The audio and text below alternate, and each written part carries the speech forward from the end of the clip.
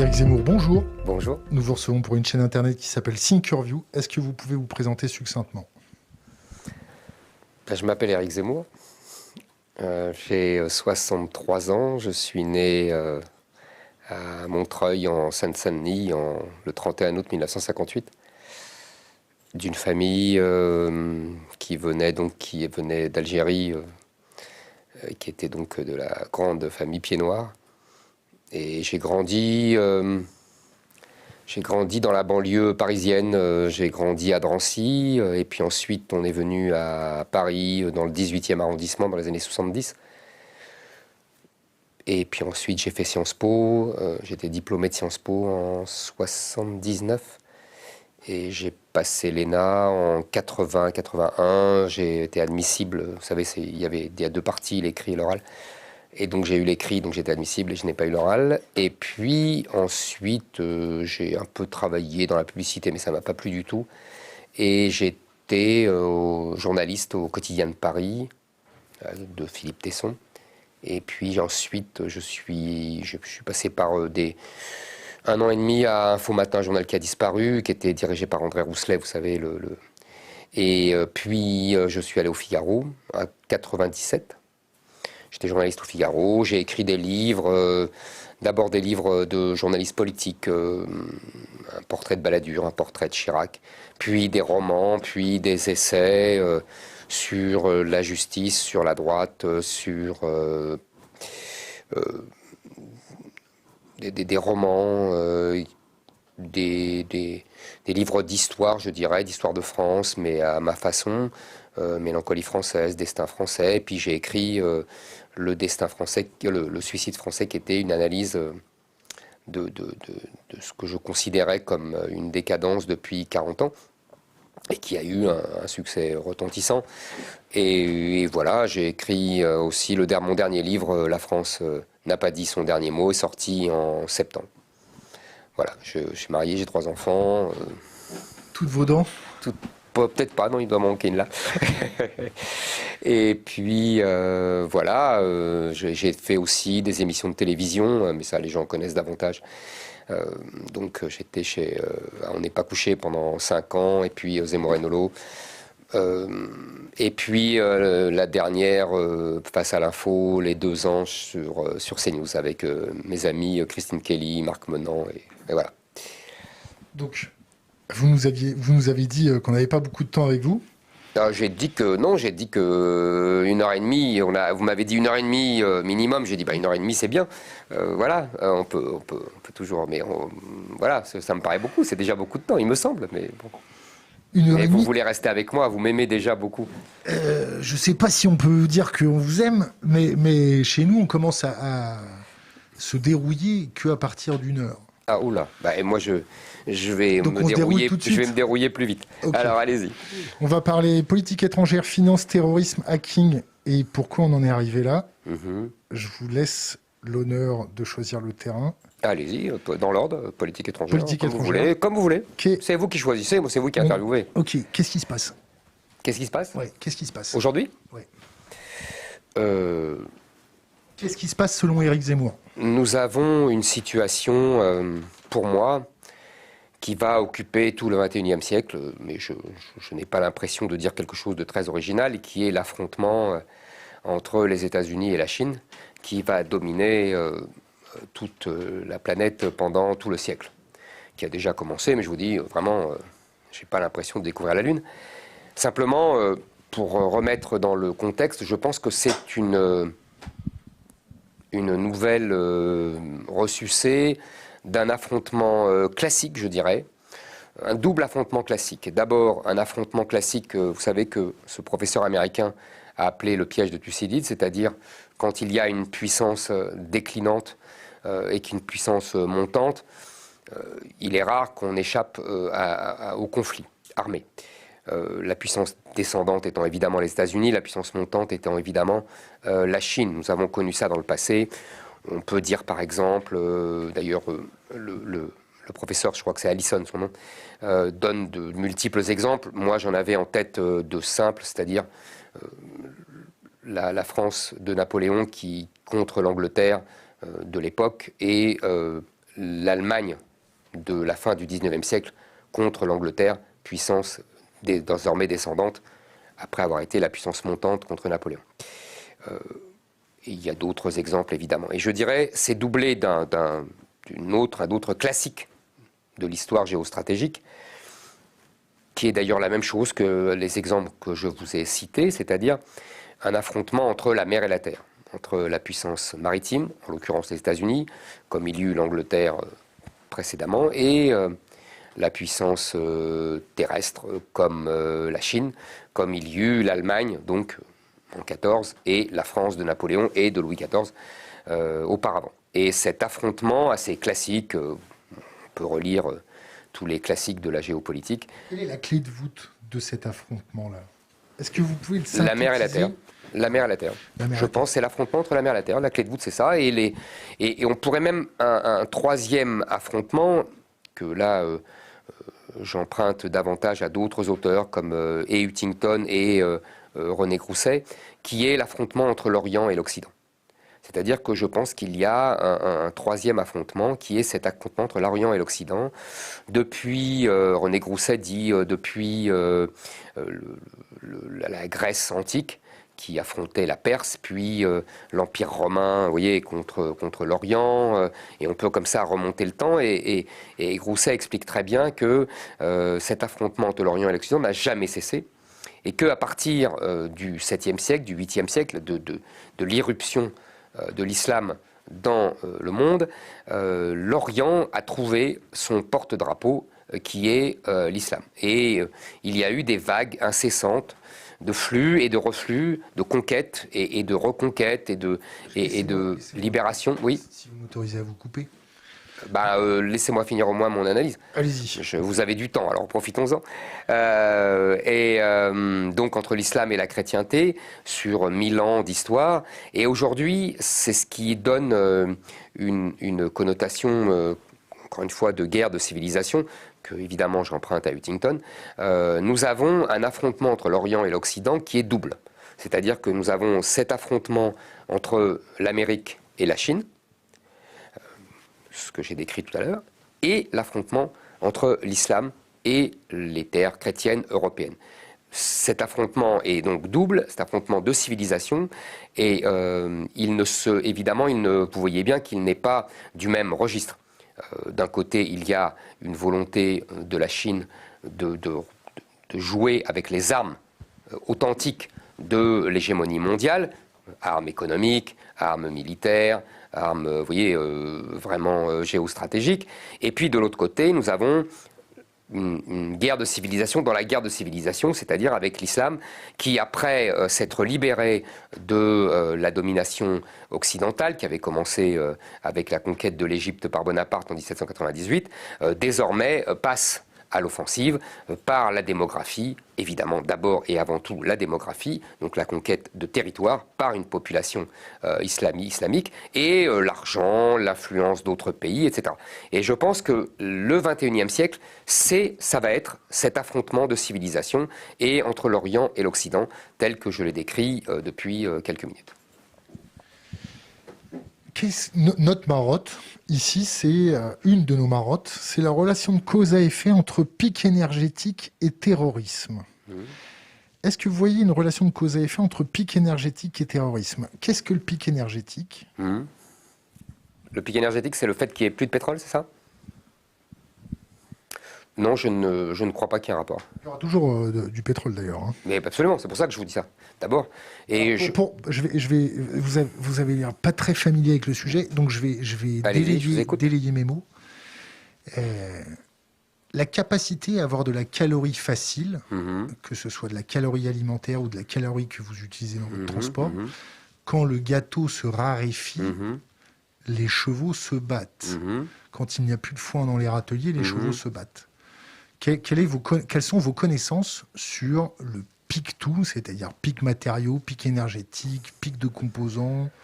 Écoutez, je n'ai pas une science apparemment aussi approfondie que la vôtre. Je dis simplement que j'entends ça depuis 40 ans, je suis plus vieux que vous. Et j'entends ça depuis 40 ans, qu'il y aura un pic du pétrole, un pic de ceci, un pic de cela. Et on découvre toujours de nouvelles ressources.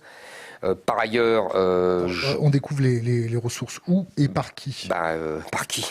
Par les Occidentaux, qui sont toujours ceux qui découvrent depuis 100 ans, depuis la découverte du pétrole. Mais je ne vois, pardonnez-moi, je ne vois pas du tout le rapport entre l'un et l'autre. D'abord, moi, j'appelle pas ça du terrorisme, j'appelle ça du djihadisme. Le terrorisme, c'est une chose... Il y a du terrorisme Katou, il y a du terrorisme... Mais justement, le terrorisme, pour moi, c'est une offensive, vous savez, c'est une forme de guerre asymétrique. Vous savez ce que c'est la guerre asymétrique, évidemment. Ce n'est pas la guerre entre deux États, comme les guerres de Napoléon ou comme la guerre 14. C'est une guerre d'un groupe contre un État ou contre une nation pour le faire plier par des moyens qui harcèle, qui obsède tellement sa population qu'il cède. On peut parler par exemple de terrorisme d'extrême gauche, communiste dans les années 70, je me souviens très très bien de ça, des Brigades Rouges en Italie, de la Banda Bader en Allemagne, ou même du terrorisme... récemment dans les pays nordiques. Ou récemment dans les pays nordiques, je ne vois pas. Utoya, ça vous parle? Breivik, vous voulez dire? C'est pas du terrorisme, c'est un massacre. C'est pas pour faire plier le gouvernement norvégien ou non. C'est un massacre. C'est pas du terrorisme pour moi, c'est un massacre horrible. Voilà. Mais je vois pas comme un terrorisme. Mais bon, en tout cas, dans la définition que je le donne. C'est un massacre terrifiant et fou, mais voilà, il n'y a pas de suite d'ailleurs, j'ai pas vu de suite, il n'y a pas de revendication, il n'y a pas de... Bon. Le terrorisme d'extrême gauche, il y avait des revendications, il y avait une volonté de montrer qu'en vérité, le vrai visage de la démocratie, qui selon eux était une dictature. Et ces gens-là, d'extrême gauche, je me souviens très bien de leur discours, j'étais adolescent, donc je m'en souviens très très bien, voulaient montrer que, en fait, ce qu'on appelait la démocratie parlementaire n'était qu'en fait une forme sophistiquée de fascisme. Et ils voulaient radicaliser l'État pour qu'il prive de liberté à voilà. Ça, c'est du terrorisme. Et on peut aussi, il y a le terrorisme... pour s'émanciper, le terrorisme du FLN contre la France pendant la guerre d'Algérie, qui mettait des bombes. Terrorisme ou résistance? Moi, j'appelle ça terrorisme, mais vous avez raison. Vous avez tout à fait raison. Même les résistants en France... Non, mais vous avez raison, vous avez raison. Le résistant, c'est quand on s'émancipe, et le terroriste, c'est quand on subit cette action. Vous avez raison, pour les Allemands, les résistants Jean Moulin étaient des terroristes. Donc je ne joue pas sur les mots. Pour moi, c'est du terrorisme parce que je suis français et que donc je suis toujours pour la France. Mais vous avez raison, pour eux, c'est de la résistance. Donc vous voyez, je ne joue pas sur les mots avec vous. Maintenant, pareil pour les Palestiniens avec les Israéliens. Pour les Israéliens, c'est des terroristes. Pour les Palestiniens, c'est des résistants. Après, chacun choisit ses mots. Vous avez tout à fait raison, selon son camp. La France se positionne là-dedans. Alors, j'ai pas fini. Puisque je réponds à votre question sur le pic. Donc je ne pense pas que ce qu'on a vécu depuis 2012, depuis Mohamed Merah, depuis 2015, Charlie, le Bataclan, l'égorgement de Samuel Paty, l'égorgement de prêtres dans leur église ou de la policière dans son commissariat, je ne pense pas que ce soit du terrorisme. Je pense que c'est du djihadisme. C'est-à-dire que le djihad, c'est la conquête d'un territoire par l'islam, par des moyens violents, qui est prescrit par le Coran. Tout est écrit dans le Coran en l'occurrence, et qui ordonne aux musulmans de conquérir des territoires pour islamiser les populations et pour islamiser le monde. C'est l'objectif de l'islam et du Coran. Dans ce cas-là, si vous voulez... nous avons donc des gens qui agressent des populations infidèles pour les transformer en sujets d'Allah. L'islam fonctionne selon une catégorie binaire. Il y a ce qu'ils appellent le Dar el-Islam et le Dar el-Hab, c'est-à-dire le monde de l'islam et le monde de la guerre. Et Dar es-Salam. Oui, Dar el-Islam, c'est la même chose. Dar el-Salam, c'est le monde de la paix. Mais c'est le monde de l'islam. Parce qu'on a la paix que quand on est converti et soumis à l'islam et soumis à Dieu. C'est la même chose. Il y a la même, islam veut dire soumission, et elle a la même racine que salam, parce qu'on a la paix que dans la soumission. L'islam est moi j'estime que c'est une religion totalitaire, c'est-à-dire qui prend en compte toutes les composantes de l'existence humaine, qui ne connaît pas l'individu, et qui considère qu'on est émancipé par la soumission à Dieu. Vous croyez en Dieu? Ça dépend des jours. C'est-à-dire, c'est-à-dire que je n'ai pas une foi vibrante. Il y a toujours un conflit entre mon enfance, je suis d'une famille juive traditionnelle et donc mes parents étaient très croyants, et ma rationalité occidentale, française, qui est plus agnostique. Et donc ce conflit en moi est permanent et donc c'est pour ça que je vous dis, sous forme de boutade, ça dépend des jours. Je vous laisse continuer sur le djihadisme. Et je vous en prie. On reviendra sur le djihadisme. Je voudrais qu'on revienne sur la politique étrangère de la France. Je vous donne un cas concret. Je vous donne un cas concret. Allez-y. Quand la Chine stoppe les exportations de fertilisants. Fertilisants. Ça vous fait penser à quoi? Ça fait penser à un crush énergétique? Ça fait penser à de la guerre économique? Ça fait penser à du protectionnisme? Ça fait penser à Winter is coming. Vous connaissez l'expression? Non. L'hiver arrive. Vous connaissez pas Game of Thrones? Non. Bon. Je connais de nom, bien sûr, mais je suis pas un spécialiste de ça, non. Ça se fait en un week-end. Oui, mais je n'ai pas spécialement envie. J'ai d'autres livres à lire. C'est important aussi pour connaître la mémétique et prendre la température de la population, s'intéresser à ce que... vous savez, on ne peut pas tout voir, tout regarder, tout... Qu'est-ce qu'on fait avec une Chine qui stoppe ses exportations de fertilisants? Pour moi, pour répondre à votre question, c'est de la guerre économique et du protectionnisme. C'est comme le fait que la Chine ait interdit la vente de ses arbres. On m'a appris ça, je suis très frappé par ça, alors que nous continuons à vendre, alors qu'ils nous achètent beaucoup de nos chênes, etc. Eux, ils ont interdit l'exportation de ces arbres, de ces forêts, etc. C'est du protectionnisme. Les Chinois n'ont aucun scrupule pour faire du protectionnisme, et ils n'ont pas tort d'ailleurs. C'est comme ça qu'ils ont pu ériger des rivaux à Google et à Facebook, etc. C'est en se barricadant et en interdisant l'arrivée de ces mastodontes américains, alors que nous, au nom du libre-échange, nous sommes laissés coloniser par les Américains. Voilà, les Chinois, eux, sont dans une logique d'affrontement, ils sont dans une logique je pense, de revanche. D'ailleurs, toute cette histoire pourrait être résumée à des revanches, c'est-à-dire que depuis la Renaissance, et plus encore le XVIIIe siècle, et plus encore le XIXe siècle, l'Europe a dominé le monde. Parce que l'Europe était plus créative, plus dynamique, plus avec un respect des sciences. Plus fourbe aussi. Les Anglais, pas les autres. Oui, les Anglais, mais vous savez, on l'a subi nous aussi.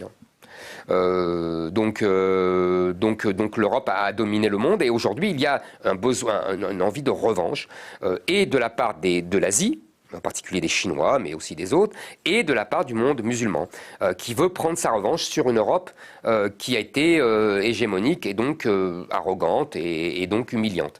Et voilà, c'est le sens de l'histoire, c'est sans fin.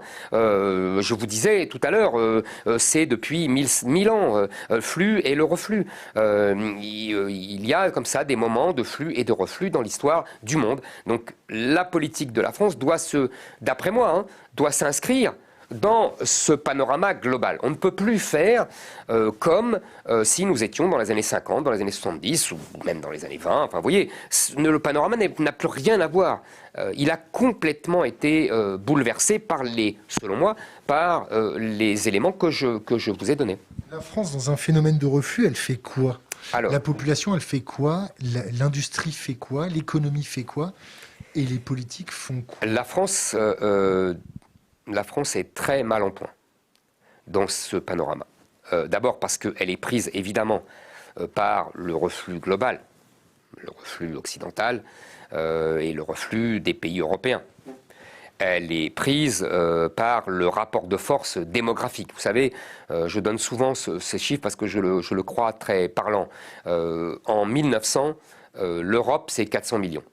L'Afrique, c'est 100 millions. Aujourd'hui, l'Europe, c'est 400, 500 millions. L'Afrique, en 2050, c'est 2 milliards. Donc, c'est-à-dire que le rapport de force de 1 à 4 a complètement basculé. En 1900, ça donne la colonisation européenne sur l'Afrique. aujourd'hui, ça donne ce que j'appelle l'invasion migratoire en Europe, venue de l'Afrique, Afrique du Nord et Afrique noire. Je pense que la démographie, c'est le destin. Vieille phrase des Américains qui, en l'occurrence, ont raison. Donc, soit la France. Et pareil, pour essayer d'être complet, pour ma deuxième guerre de civilisation entre la Chine et les États-Unis, là, si vous voulez, nous sommes à la fois, comment vous dire, nous ne sommes pas en première ligne. Celle qui est en première ligne, ce sont les États-Unis. C'est-à-dire que le Napoléon et l'Angleterre de 1800, c'est la Chine et les États-Unis. Ce n'est plus la France. Non, siècle, les guerres par proxy. On est peut-être le proxy des États-Unis. Tout à fait. C'est ce que j'allais vous dire, exactement. C'est exactement ce que j'allais vous dire. Et on est en deuxième ligne, et les Américains considèrent que nous sommes des domestiques qui devons obéir.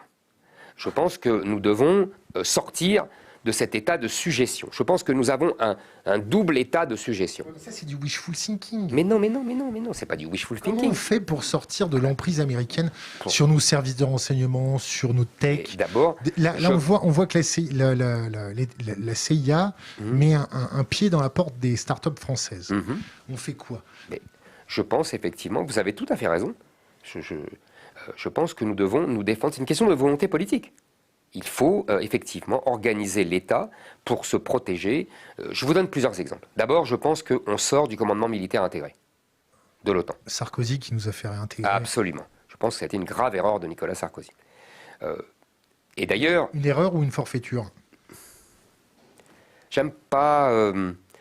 Je n'aime pas, si vous voulez, comme ça, vous voyez... Sarkozy, c'est votre copain, non? Non, c'est pas mon copain. Vous savez, on a des... On a eu des relations complexes parce que j'étais un journaliste naguère assez pugnace et que lui, c'est un type assez, comment vous dire, qui humainement ne supporte pas les critiques. Pour le meilleur et pour le pire. Vous voyez, Henri Guénaud a une très jolie formule sur son ami Sarkozy. Il dit « il est humain, trop humain ». Vous voyez, il ne supporte pas la moindre attaque, etc. Et moi, j'étais, en tant que journaliste, assez pugnace. Et en plus, j'avais des opinions assez contraires aux siennes. C'est-à-dire que je l'ai considérablement critiqué sur cette histoire de retour dans les instances militaires intégrées de l'OTAN. Je l'ai considérablement critiqué quand il a, en 2007, aboli le référendum, le nom du référendum de 2005, et qu'il est passé par la voie parlementaire pour s'asseoir sur la volonté du peuple. Je l'ai considérablement critiqué, je le raconte dans le livre, en direct d'ailleurs, parce que par hasard, j'avais vous savez, un déjeuner autour du président, comme souvent les déjeuners de presse, etc. Et je l'ai critiqué sur cette expédition en Libye, qui est pour moi, qui a d'instinct, j'ai dit, ça va être une catastrophe. Donc vous voyez, j'ai des désaccords de fond. Mais je n'ai pas d'hostilité personnelle, etc. Donc c'est pour ça que j'hésite à... En tout cas, je pense que c'est une grave erreur politique et qu'il n'aurait jamais dû le faire.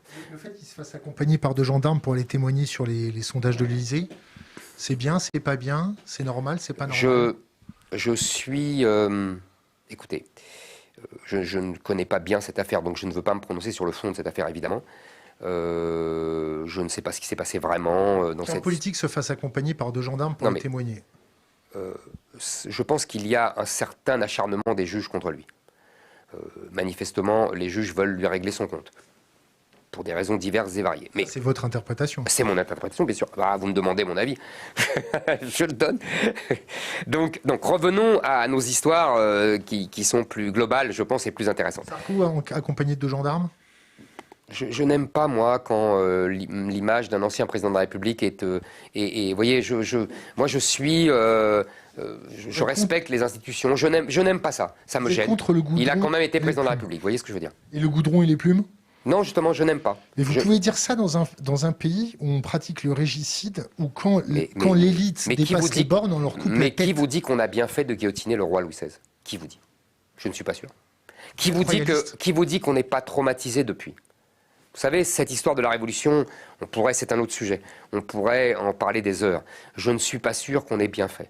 En tout cas, ce qui est sûr, c'est qu'ensuite, on a entamé un processus d'instabilité du pouvoir pendant 150 ans, on a sans cesse oscillé entre, entre des périodes de pouvoir autoritaire et des pouvoirs parlementaires excessifs. Enfin, vous voyez, on n'a jamais trouvé la bonne mesure.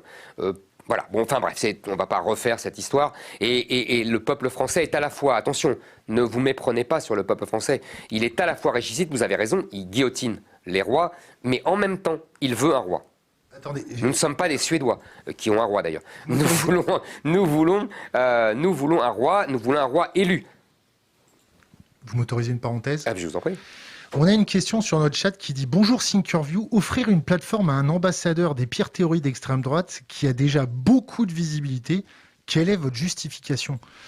Alors, mon pote, on n'a pas justifié. Ici, on est en France, on reçoit qui on veut, quand on veut et le temps qu'on veut. Parenthèse close. Je vous remercie. En plus, cette accusation d'extrême droite est grotesque.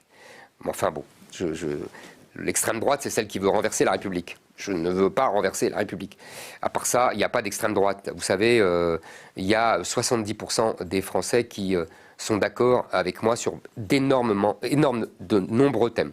70% sur des tas de sondages. Comment ça sort d'où? Quel sondage? Je vais vite si vous voulez, mais ce que je veux dire, c'est qu'il n'y a pas 70% de gens qui sont d'extrême droite. Et quand il y a 70% qui pensent que l'immigration n'est pas une chance pour la France, qu'on ne se sent plus chez soi, qu'il faut supprimer le droit du sol. Enfin, vous voyez, sur des tas de mesures comme ça, que la France est une terre avec des racines chrétiennes. Enfin, vous voyez, des tas de thèmes que je défends et qui sont approuvés par 60 à 70% des Français. Que la France est en déclin, on est à 75%. Vous voyez, c'est ça que je veux dire quand je dis 70%. Mais c'est pour vous dire que, en vérité, ma position est plutôt centrale. Je réponds simplement à l'accusation d'extrême droite qui est ridicule et qui relève du théâtre antifasciste que la gauche nous sert depuis des décennies. Mais parenthèse encore une fois fermée, je comprends qu'on reste longtemps en fait parce qu'on multiplie les parenthèses et on revient et on perd un peu son fil. Donc revenons à l'origine. Vous me dites qu'est-ce qu'on peut faire contre les États-Unis? Non, qu'est-ce qu'on peut faire avec la Chine? Non, vous me disiez contre les États-unis. Non, contre la Chine. Avec la Chine. Au départ, c'est contre la Chine. Et après, la deuxième question, avec la Chine, qu'est-ce qu'on fait avec les États-Unis qui nous considèrent comme des domestiques et qui ont un féodé, vous avez tout à fait raison, et vous auriez pu dire autre chose. Vous auriez pu dire, par exemple, leur scandaleuse façon de se servir du droit pour accuser n'importe quelle entreprise de corruption et pour pouvoir mettre en accusation, voire en prison, les responsables. Vous avez invité histoire M. Pierucci, cette histoire M. Pierucci dont j'ai lu le livre et donc que je connais un peu maintenant, est absolument ignoble, ignominieuse. Je pense que les Européens et les Français en particulier devraient prendre des mesures de rétorsion, devraient faire la même chose aux Américains. Vous voyez, vous me demandez qu'est-ce qu'on fait. Par exemple, là, sur leurs mesures juridiques qui leur permettent, dès que quelqu'un utilise le dollar ou dès que quelqu'un utilise un ordinateur parce qu'il y a des composants américains, d'envoyer la justice de façon extraterritoriale, c'est absolument un abus de pouvoir incroyable. C'est vraiment un abus de pouvoir de puissance impériale. Donc là, les États-Unis nous sortent du dollar, nous sortent de SWIFT, et on fait quoi? On fait comme les Iraniens, on crée un système bancaire? Je ne pense pas qu'ils nous sortent du dollar. Je ne pense pas. Je pense que, vous savez, le général de Gaulle a affronté les États-Unis et ils ne nous ont pas sortis des institutions mondiales, etc. Mais je reviens à votre histoire de Chine. Je pense qu'effectivement, c'est là où est notre problème. C'est que, d'un côté, nous devons retrouver notre indépendance par rapport aux États-Unis, et j'y reviendrai si ça vous intéresse. Et par ailleurs, il faut être méfiant avec la Chine. Il ne faut pas être naïf avec la Chine. La Chine n'est plus la grande puissance misérable reconnue par le général de Gaulle, qui était tellement contente d'être reconnue par le général de Gaulle en 1964. Ils n'ont pas oublié. Ils n'ont pas oublié, c'est déjà ça. Donc on a au moins un crédit. De toute façon, ils n'oublient rien, je pense, les Chinois. Je pense qu'ils sont sur le temps long, ils sont sur le temps des siècles que j'ai essayé de tracer avec vous. Donc je pense que tout ce que je vous ai dit, je pense qu'ils l'ont en tête et bien d'autres choses encore. Eux, ils sont évidemment dans leur histoire, dans l'histoire des concessions du 19e siècle, de l'impérialisme européen, etc. Donc ils sont dans cette revanche-là. Et c'est ce qui explique beaucoup de choses chez eux. Donc maintenant... par ailleurs, ils nous croient décadents. Je pense qu'ils nous croient décadents. Ils pensent, non sans raison, il faudrait nuancer évidemment, mais non sans raison, que notre individualisme qui a fait notre force à partir de la Renaissance, c'est-à-dire qu'on s'est émancipé des tutelles religieuses, obscurantistes, etc., pour aller vers la science, etc. Je pense qu'aujourd'hui, notre individualisme est arrivé à bout de souffle, et qu'il désintègre aujourd'hui nos sociétés, et que nous avons besoin de retrouver le sens du collectif, du patriotisme, de l'autorité de l'État, vous voyez, parce que notre individualisme fou nous empêche d'avoir une société ordonnée. Mais bon.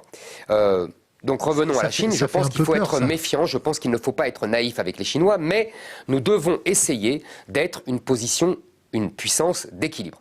C'est-à-dire que nous n'avons pas à rentrer dans la logique de guerre avec la Chine où veulent nous faire rentrer les États-Unis. Mais en revanche, nous devons être très méfiants, parce que vous avez parlé des Américains les services secrets américains qui se permettent qui se croient chez eux, chez nous. Les Chinois, c'est un peu la même chose. L'espionnage industriel de la Chine, c'est pas négligeable. Donc, nous devons cesser d'être les naïfs de l'histoire. Nous devons cesser si vous voulez, de nous soumettre à la Commission européenne qui ne jure que par le libre-échange et la concurrence pure et parfaite. Nous devons retrouver des compétences d'État. Nous devons aussi, et là c'est de l'autre côté, pour les États-Unis, cesser de chercher à tout prix l'accord avec l'Allemagne. Parce que, in fine, notre problème avec l'Allemagne, c'est que l'Allemagne, elle, se soumet toujours aux États-Unis finalement. Et que pour elle, son protecteur américain est indiscutable et pas négociable. Et donc, c'est le grand problème d'Emmanuel Macron. Pour ne pas lâcher la main de l'Allemagne, il finit par se soumettre aux États-Unis. Alors qu'il fait des diagnostics assez justes. Quand il a parlé de mort cérébrale de l'OTAN, il avait tout à fait raison. L'OTAN n'aurait jamais dû survivre à la chute du mur et la disparition de l'Union soviétique. Et l'OTAN n'aurait pas dû survivre non plus à l'incroyable arrogance turque protégée par les Américains. Vous parliez de proxy tout à l'heure. Voilà un bon exemple de proxy. Les Turcs sont le proxy des Américains qui ne nous défendent absolument pas et qu'ils doivent... Ils ont acheté des S-400 il n'y a pas très longtemps. Hein. Je sais bien. Mais accordez-moi, comment vous dire, pour le moins, la tolérance des Américains. Les Américains n'ont pas, ils n'étaient pas contents, mais enfin, ils en ont pas fait, ils en auraient fait beaucoup plus pour d'autres pays de l'Alliance Atlantique. Vous savez pas ce qu'ils ont fait dans le dos. Certes. Revenons à des cas concrets. C'est pas dénué de cohérence ce que vous racontez. Merci. J'essaye. Ça ressemble un peu à Yaka Faucon. Vous faites un constat, mais en termes de préconisation opérationnelle de terrain, c'est nébuleux. Alors, je prends l'exemple de l'immigration. Ouais. Ensuite, on prendra l'exemple des Chinois, l'exemple des Américains, l'exemple de la guerre économique. Donc l'immigration, on fait quoi? On fait un mur, on fait pas de mur, en sachant le réchauffement climatique arrivé. On renonce à l'hospitalité, à l'entraide. On fait quoi? On dit maintenant, les pauvres, vous crevez chez vous. On a niqué la planète, c'est super bien. Maintenant, on va vous autoréguler avec le soleil. On fait quoi? Vous avez une vision un peu, comment dire, schématique, pour ne pas dire caricaturale. Alors, merci de résumer ma parole à schématique et caricatural. Comment? Merci de résumer ma parole à schématique et caricatural. Je pense. Là, en l'occurrence, quand vous avez dit ça, je pense pas que, par exemple, que la colonisation, c'est ça, vous faites référence à cela. Non, je fais référence à, il y a un réchauffement climatique, il y a des populations qui vont être amenées à bouger, on fait quoi? On leur tend la main, on leur tend pas la main, on fait des murs, on fait quoi? Je pense qu'on ne tend pas la main à des gens qui vont nous remplacer. Est-ce qu'on tend la main à des gens qui sont en train de crever? On ne tend pas la main. Les gens qui sont en train de crever, d'abord, si vous voulez, c'est nous qui allons crever si on leur tend la main. Donc il faut choisir. C'est chacun son cul et Dieu pour tous. Absolument. Nous devons sauver notre civilisation. Voilà. Notre devoir pour l'humanité, c'est de sauver notre civilisation qui fait partie de la diversité humaine. Et si nous nous soumettons à votre loi humanitariste, Pourquoi vous dites ma loi? C'est vous qui dites qu'est-ce qu'on fait. Je vous réponds. Je pose la question. Oui, enfin, vous posez la question de façon un peu orientée. Vous avez l'air de dire que... Et vous amalgamez mes réponses ou mes questions pour me donner une teinte. Je comprends votre question. Non, mais je comprends le sens de votre question. Vous avez le droit. Donc j'arrive à articuler des mots, c'est bien. Mais je comprends... Je comprends, mais je ne vous fais aucun procès d'intention. Vous avez le droit de penser que notre devoir d'accueil est supérieur à tout. Vous avez le droit. Je pense le contraire. Je pense que, vous savez, au départ, ils sont des gens qui risquent de mourir. Je répondrai à ça après d'ailleurs. Et ensuite, ils deviennent des conquérants ici. Donc, si vous voulez, moi, je ne veux pas que mon pays soit conquis. Ok, donc si j'extrapole votre raisonnement, on fait des frappes préventives et puis on les atomise tout de suite. Vous voyez, vous êtes toujours dans la caricature. Non, je n'ai jamais dit ça. Je dis simplement que nous devons. Il y a des chiffres simples. Nous avons 275 000 d'entrées légales par an. Regroupement familial, immigration familiale, étudiants, très peu de travail, 14% de travail. Vos chiffres, ils sortent d'où? Des sources officielles, l'INSEE. Nous avons ensuite 130, 140, 170 000 selon les années. Je parle des dernières années, 2019, 2020, fausse un peu les statistiques. Donc en 10 ans, ça fait la population d'une ville française. Exact, c'est le droit d'asile, ce que j'ai dit. Et vous savez comme moi, je suppose, que 80% sont déboutés, mais que la plupart restent, puisqu'on ne renvoie que 10% de ces 80%. Donc on a à peu près, allez, pour aller vite, 400 000 entrées légales tous les ans. On a par ailleurs les clandestins, qui sont, d'après les chiffrages, évidemment, les clandestins, on ne sait pas le compter à l'unité près, qui sont entre 300 000 et 900 000, puisque on calcule par rapport à ceux qui utilisent l'AME, vous savez, l'aide médicale d'État, et ils sont 300 000 ceux-là, et on dit que c'est entre 2 et 3 fois, les clandestins, ceux qui utilisent l'AME. Donc, je vous dis ça, moi, je prends les chiffres officiels, les chiffres des gens qui sont des spécialistes et que je lis. Donc tout ça, ça fait beaucoup de monde, ça fait 400 000 par an, sans compter les clandestins. Donc au bout d'un mandat de 5 ans, ça fait 5 x 4, 22 millions. Je pense que nous sommes en danger de mort. Cette immigration est en train, je le répète, de nous remplacer. Nous avons une autre civilisation qui nous remplace. Donc nous devons arrêter. Donc là, vous me dites qu'est-ce qu'il faut faire? Il faut interdire le regroupement familial. En tout cas, supprimer l'automaticité. C'est-à-dire que, si vous voulez, on a depuis 40 ans donné des droits automatiques aux immigrés. Les immigrés, qu'est-ce qu'ils font? Ils définissent la politique d'immigration de la France. Ce n'est plus admissible. Donc nous devons supprimer l'automaticité de ces droits. L'immigration familiale, le regroupement familial, quand on va chercher la plupart des cas, c'est un jeune homme ou une jeune femme, mais le plus souvent c'est des jeunes hommes, qui sont originaires d'Algérie, de Tunisie, de Maroc ou d'Afrique, leurs parents, et qui vont chercher une femme au bled, dans le village de leurs parents, et qui la ramènent. C'est 90 000. Il y a 90 000 avec le regroupement, l'immigration familiale en tout. Il y a 25 000 d'enfants, et il y a le reste, c'est ce que je vous décris. Il y a 90 000 étudiants, dont la moitié viennent d'Afrique. Je pense qu'il faut arrêter tout cela. Voilà. On renonce à irradier des valeurs françaises grâce à l'éducation. Ah oui, on renonce. On renonce à cela. Si vous appelez les 90 000 étudiants par an irradier les valeurs françaises, moi j'appelle ça une invasion. C'est un soft power aussi. Non, mais je ne... Non. Je vais vous dire, les bons étudiants, les meilleurs étudiants, ils vont aux États-Unis et en Angleterre, d'où qu'ils viennent. Voire au Canada ou en Australie. Parce qu'on leur fait des permis de travail plus faciles? Non, parce que c'est plus cher et que donc ils ont l'impression que les universités sont meilleures. Nous, on les fait payer le prix des étudiants français, alors que leurs parents n'ont absolument pas contribué à l'édification de toute la politique scolaire. C'est avec nos impôts qu'on paye ça, et pourtant ils ne payent pas un impôt supplémentaire. Mais la France a profité de l'Afrique pendant des siècles. Non, la France n'a pas profité de l'Afrique. L'Afrique lui a coûté. La colonisation a coûté à la France. Le plutonium, il sort d'où? Mon cher, le plutonium, on en a depuis qu'on n'a plus des colonies. Le développement industriel français s'est fait, comme le développement industriel de toute l'Europe, sur le charbon. Il n'y avait pas de charbon en Afrique. Le pétrole, qu'il n'y avait pas d'ailleurs très peu en Afrique, c'est la France qui l'a découvert en Algérie. On a permis à l'Algérie d'avoir une rente pétrolière depuis 50 ans. Sinon, on n'en a jamais profité. Ils n'étaient plus colonisés. Les ressources naturelles qu'on prend en Afrique, c'est depuis qu'ils sont indépendants. On les achète. Donc ce n'est pas la colonisation qui a permis à la France de se développer économiquement. C'est le charbon et le travail de ses ouvriers. Bon, il faut arrêter avec ça. La colonie nous a coûté. D'ailleurs, je vous renvoie au livre « Le pauvre est mort », c'était un ami, M. Marseille, qui a très bien analysé ça, et vous verrez que la colonisation nous a coûté. D'ailleurs, quand le général de Gaulle, vous avez qu'à chercher dans C'était de Gaulle de Perfit.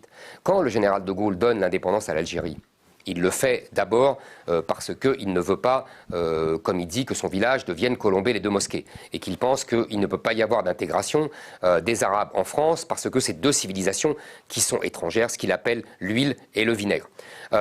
Mais aussi, parce qu'il explique, vous verrez, vous le trouverez aisément dans le texte de Perfit, il explique très bien que les colonies nous coûtent très cher parce que les colonies poussent la France en particulier, beaucoup plus que les Anglais qui ont une conception commerçante de leurs colonies. Les Français, eux, veulent amener les populations colonisées au niveau de standard de vie de la population française. Et d'ailleurs veulent lui apporter la civilisation. C'est le grand mot de Victor Hugo. Nous sommes un pays dans la lumière, nous apportons la lumière à des peuples dans l'obscurité. C'est ça l'esprit de la colonisation française. C'est un mouvement de gauche.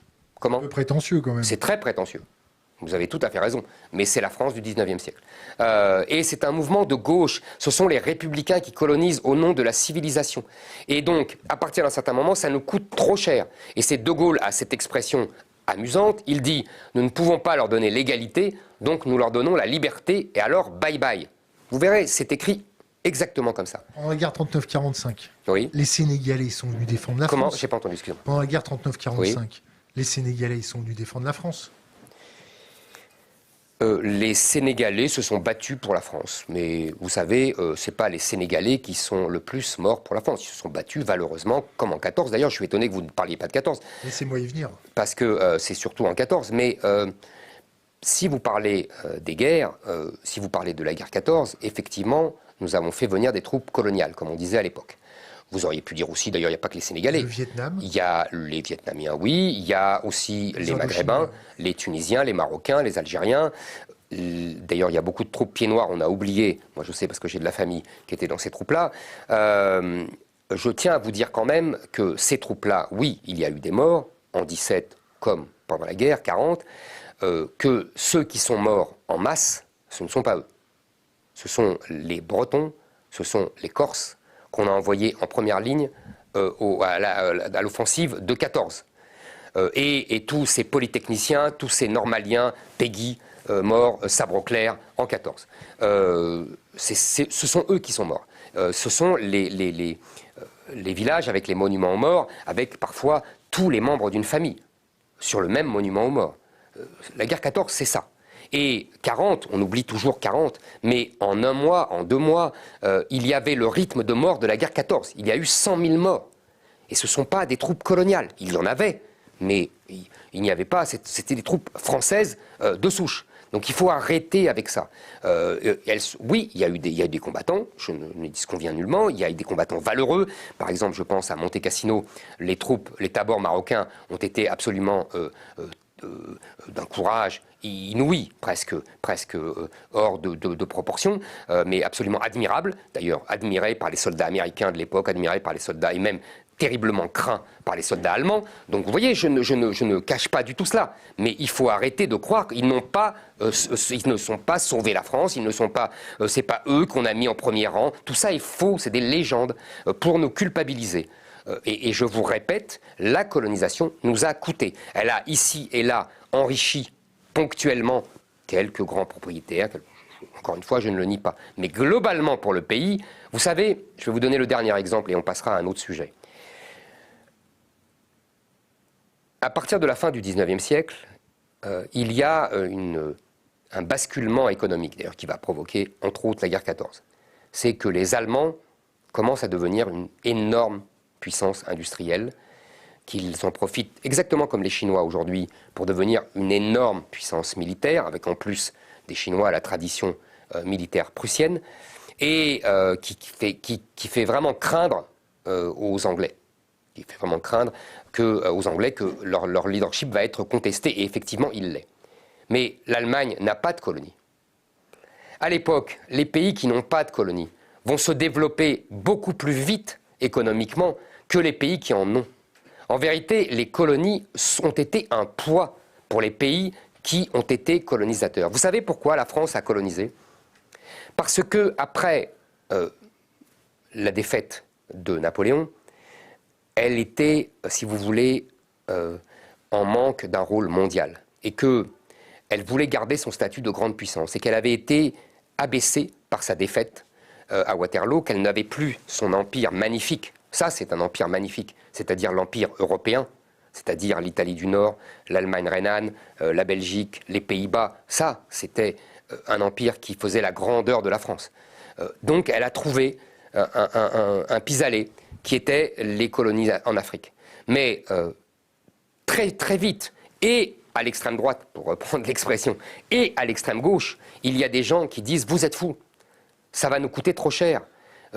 Que ce soit Maurras ou Clémenceau, sont contre la colonisation. Vous voyez, il y a des opposants à la colonisation. Il y a ce mot fameux, vous savez, en réponse à Jules Ferry, qui est le républicain favorable à la colonisation, et à qui on répond nous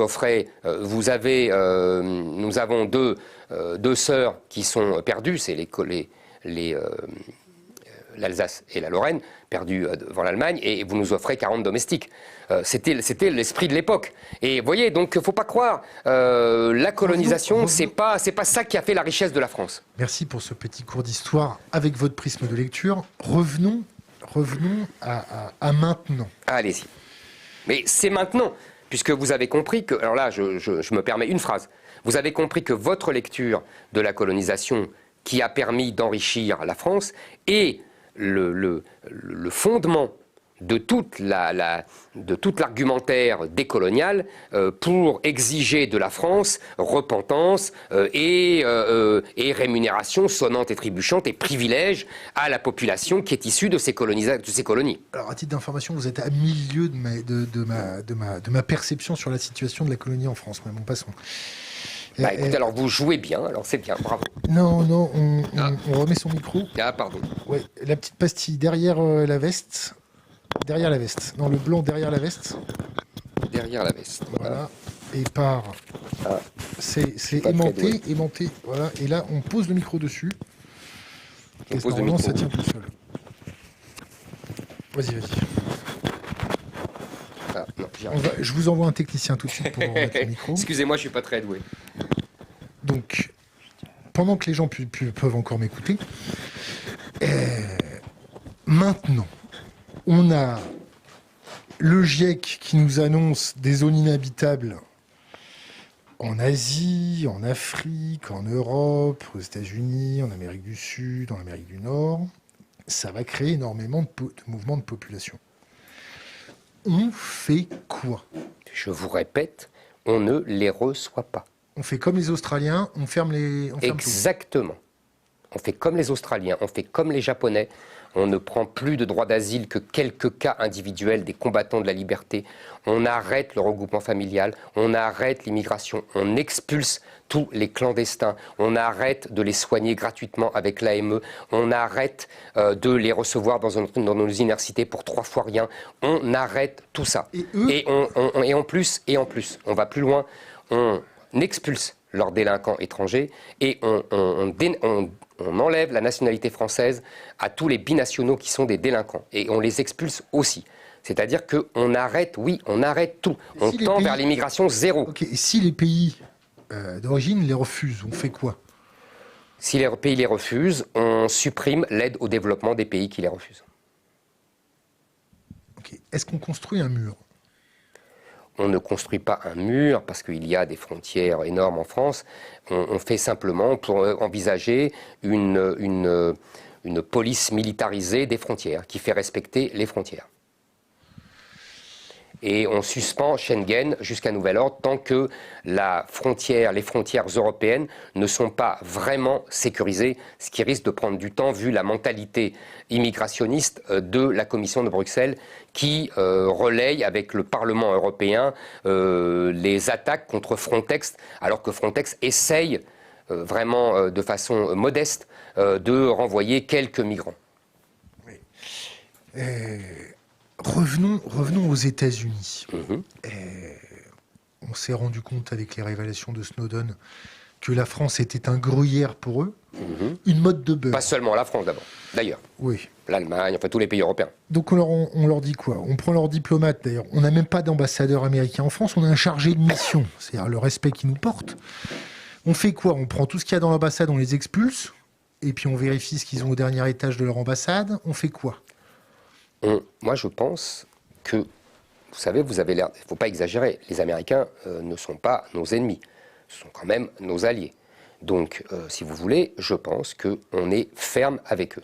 C'est-à-dire qu'on cesse la naïveté. Je pense que c'est important.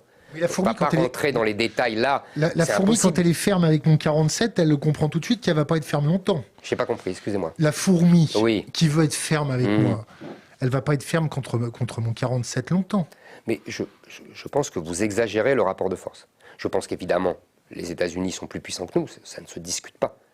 Mais nous sommes une puissance nucléaire, nous sommes aussi membres du Conseil de sécurité, nous avons un réseau diplomatique absolument exceptionnel. Les vecteurs de nucléaire sont complètement dépassés. Hein. Vous ne croyez pas que vous exagérez un peu là? Vous avez fait votre service militaire? Non, mais... Je vois pas le rapport avec l'arme nucléaire, hein, pardonnez-moi. C'est quoi un vecteur? Comment? Un vecteur. Mais en tout cas, écoutez, je ne crois pas vraiment que nos vecteurs, comme vous dites, c'est-à-dire les armes qui portent les armes nucléaires, la bombe nucléaire, soient dépassées. Excusez-moi, je connais des gens qui... chez Dassault, par exemple, pour les Rafales qui portent les armes nucléaires, je ne pense pas qu'ils soient dépassés, au contraire. Je ne pense pas que les sous-marins nucléaires que l'on construit, vous savez qu'on est les seuls avec les Américains à construire chaque pièce de nos sous-marins nucléaires. Non, c'est plus vrai maintenant avec Alstom. Bon, ok. Excusez-moi. Turbine Arabelle. Non mais oui, les turbines Arabelle, je connais l'histoire évidemment puisque j'ai lu le livre de Pierucci. Donc si vous voulez, les turbines Arabelle, c'est absolument un scandale. C'est pour ça que c'est un scandale. Ça s'appelle se faire mettre en laisse? Ah bah c'est Emmanuel Macron. Alors là, vous me parlez de forfaiture, on n'est pas loin. D'ailleurs, vous avez vu qu'il fait tout pour rattraper sa bévue. Il essaye maintenant, à la veille de la présidentielle, de racheter les fameux Arabelle. Donc, qui est une technologie, il faut expliquer aux gens, j'imagine, je ne sais pas, ils ne sont pas tous, mais une technologie qui est à la base de notre puissance nucléaire. Et donc, vous avez tout à fait raison, c'est absolument scandaleux de l'avoir laissé partir chez les Américains. Maintenant, il faut aussi se méfier de nos propres réactions, et des miennes aussi. Hein. Souvenez-vous quand même que la filière nucléaire française, la filière nucléaire civile, mais vous savez bien qu'il y a des liens entre la filière nucléaire civile et militaire. Et Bernard Eisenberg. Voilà, a été choisi finalement un modèle américain, le fameux Westinghouse. Alors que les Français étaient favorables à une autre filière plus française. Donc finalement, je crois que c'est Pompidou qui a choisi, avec le général de Gaulle, finalement, la filière américaine.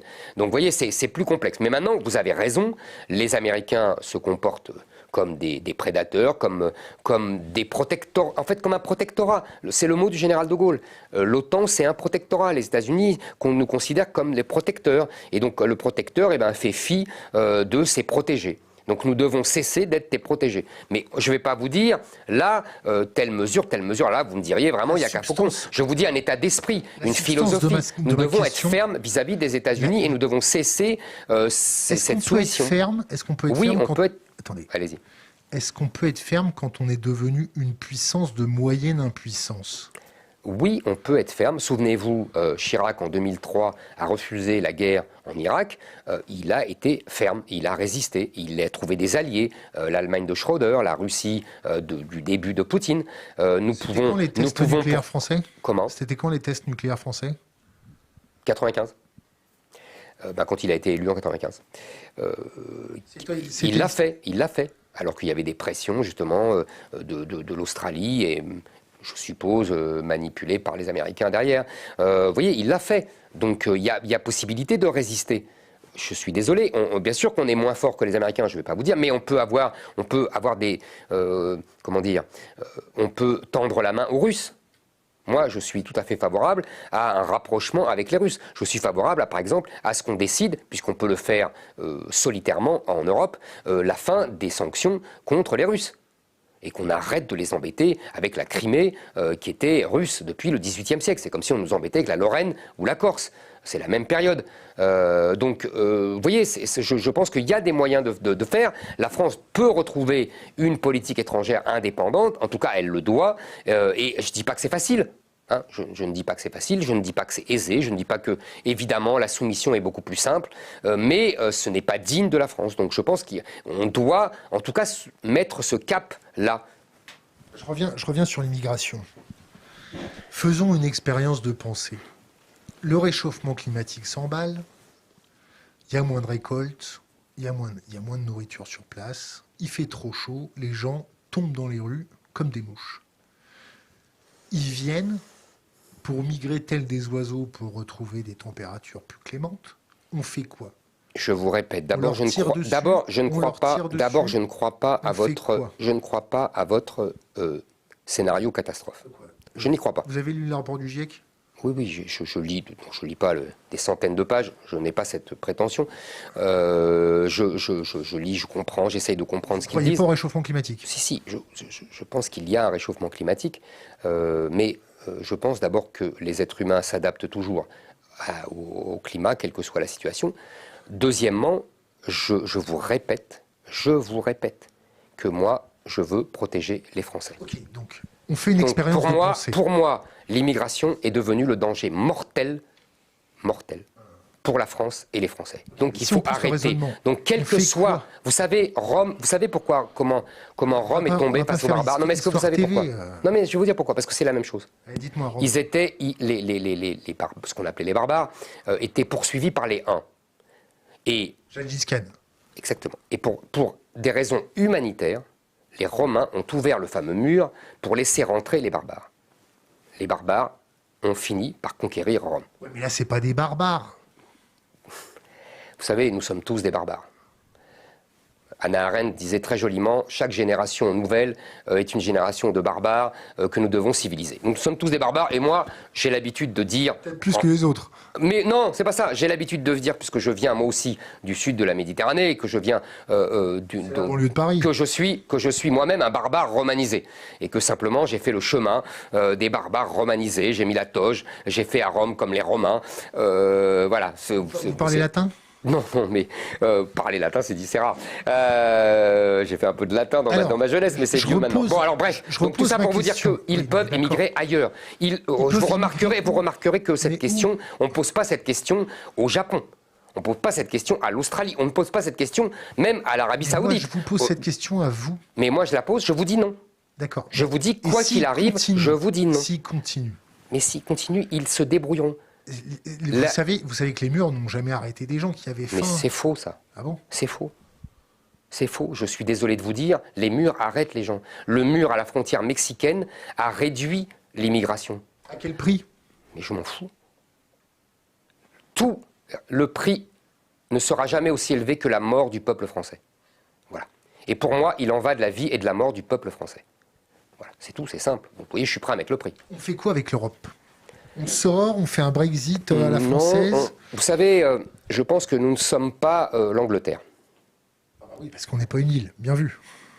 Et, vous avez raison, géographie, d'abord, et deux, histoire. Nous n'avons pas gagné toutes les guerres du XXe siècle. Et donc, nous n'avons pas la force. Nous l'avions jadis. Au XIXe siècle, vous savez, Stendhal raconte que... On avait nos colonies. Non, pas du tout. Pas du tout. Vous vous méprenez, vous savez, sur les colonies. Les colonies n'ont jamais... Les Français s'en sont moqués jusqu'en 1932 à l'exposition coloniale. D'ailleurs, ça a désolé les Républicains. Il n'y a pas de mouvement politique et populaire en faveur de la colonisation. En revanche, Stendhal racontait qu'en 1810, le Français se sentait vraiment supérieur au reste de l'humanité. Ça peut rester, hein. Oui, mais il y a aujourd'hui, au contraire, un sentiment de déclin, d'infériorité, de culpabilité, qui fait que le français, non, il n'est plus du tout le français de 1810. Et je le regrette moi, mais bon, c'est comme ça. Donc les Français ne s'imaginent plus seuls. Ils ont besoin de se sentir soutenus avec des alliés, même si ces alliés, en l'occurrence, ne sont pas très amicaux et sont plutôt des rivaux qu'autre chose. Mais passons. Donc je pense que le Frexit serait une erreur, que d'abord on n'aurait pas de majorité pour cela, et que en plus ça désorganiserait l'économie. L'Angleterre n'était pas dans l'euro, l'Angleterre n'était pas dans Schengen. Vous voyez, on a des liens beaucoup plus étroits, et donc les rompre désorganiserait complètement l'économie. Et moi, je veux me focaliser sur ma priorité, qui est l'immigration dont je vous parlais tout à l'heure. Vous êtes vacciné? Oui, pardon, j'ai une dose. J'ai eu le Covid et je me suis fait vacciner avant les vacances pour... Paraît-il que Covid plus vaccin, c'est le meilleur combo pour les défenses immunitaires. Je vous laisse continuer. Je vous avoue que je ne suis pas du tout un spécialiste. Donc, on verra bien. Donc, je vous disais, là, vous m'avez perdu. C'est exprès. D'accord. Bon, ben, c'est réussi. Donc, vous savez pourquoi je fais ça? Non. Parce que quand je vous entends parler, en fait, en préparant cette interview, j'ai mangé du Éric Zemmour depuis à peu près 15 jours. Chose que je ne faisais absolument jamais. Et j'entends, en fait, toute cette petite ritournelle, et c'est pour ça que je me permets de faire une grande interview avec vous, et de vous secouer, et de vous perdre, pour voir qui est le vrai Éric Zemmour. Mais ce que vous ne comprenez pas, c'est que le vrai Éric Zemmour, c'est celui de cette ritournelle, comme vous dites. Voilà. Et que vous n'obtiendrez pas, même en restant 10 heures, autre chose. Avec une bouteille de J. Poulain, je vous fais plier en 20 minutes. Ne vous inquiétez pas, je dis exactement en privé ce que je dis en public. Voilà. C'est simple, moi je suis quelqu'un de simple, vous savez, pas de sophistication de ce côté-là. Donc vous n'aurez pas un autre discours, parce que je crois vraiment ce que je dis et je pense vraiment ce que je dis. Sur la question du réchauffement climatique, donc, avec les réfugiés climatiques, on vous les a déjà posé ces questions, non? Ils iront ailleurs. Voilà. C'est la mort, mais pas chez nous. Exactement. Parce que pour éviter la mort chez nous, de notre peuple. Moi, je choisis. La préférence nationale. Exactement. Je choisis la préférence nationale. Je choisis de sauver le peuple français que j'aime. Mais le peuple français, avec ses valeurs d'aider les plus pauvres, ses valeurs catholiques. Oui, oui. Vous avez tout à fait raison. De tendre la main. Vous avez tout à fait raison. Comme Saint-Martin qui coupait sa cape pour donner aux pauvres. Vous avez tout à fait raison. C'est très juste ce que vous dites. Sauf que, vous savez, on ne peut pas... Je crois que c'est... je ne sais plus, je ne sais pas si c'est Saint Augustin ou un autre saint qui disait « on ne peut pas vouloir le bien jusqu'au mal ». Voilà. Donc, là, on est en plein dans cette phrase. Comment il a fini, Saint Augustin? Il a fini. Comme nous tous, nous finirons, malheureusement. D'ailleurs, il faudrait vérifier, parce que c'est pas sûr que ce soit Saint Augustin, mais en tout cas, la phrase, j'en suis sûr. Et je pense effectivement que nous sommes à ce niveau-là. C'est-à-dire que oui, vous avez raison, les valeurs chrétiennes, d'hospitalité, de main tendue vers l'autre, le pauvre en particulier, sont réelles. Maintenant, il faut quand même préciser.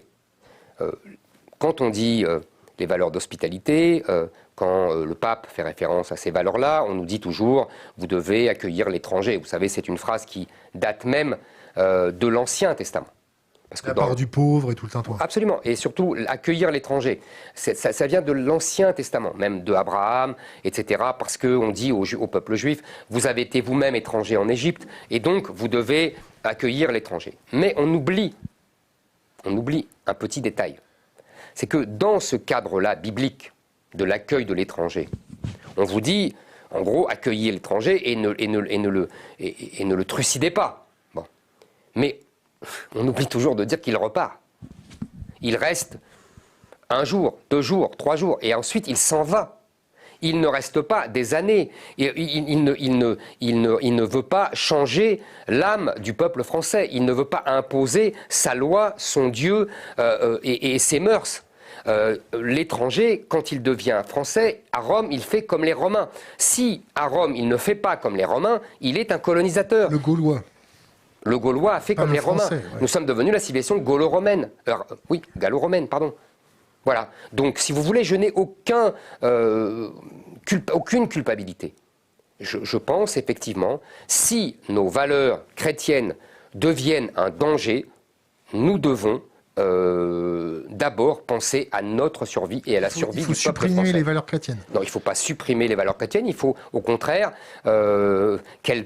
d'abord qu'elles soient respectées. J'aime bien parce que, en général, les gens qui invoquent les valeurs chrétiennes, c'est les gens qui se moquent complètement du christianisme et qui n'ont absolument pas foi en Jésus-Christ. Donc, si vous voulez, n'oubliez pas que c'est d'abord ça, les valeurs chrétiennes. C'est d'abord la foi en Jésus-Christ. Et ensuite, il y a ce discours d'amour, etc. Mais l'amour ne doit pas détruire la loi et ne doit pas détruire la survie d'un peuple. Je vous le répète, quelqu'un qui par amour se sacrifierait et se tuerait, c'est un suicide. Ce n'est pas un geste d'amour et ce n'est pas conforme aux valeurs chrétiennes. Il faut arrêter avec ça. Là, nous sommes dans ce cas-là. Donc, nous devons considérer que l'accueil de l'autre devient meurtre de soi. Donc, dans ce cas-là, nous devons arrêter. Voilà, c'est tout. Donc, l'Europe ? Donc l'Europe doit également, si vous voulez, nous avons à la Commission européenne, au Parlement européen, dans les instances européennes, une idéologie immigrationniste. En gros, c'est le raisonnement économique, il va manquer, les Européens font moins d'enfants, donc il va manquer des bras, des consommateurs, donc il faut faire venir des gens. Et on se moque complètement que ces gens aient une culture, des mœurs, une civilisation radicalement différente et qu'en plus, ils ont pour beaucoup une attitude agressive à l'égard de notre civilisation par ressentiment. C'est la discussion qu'on a eue au début.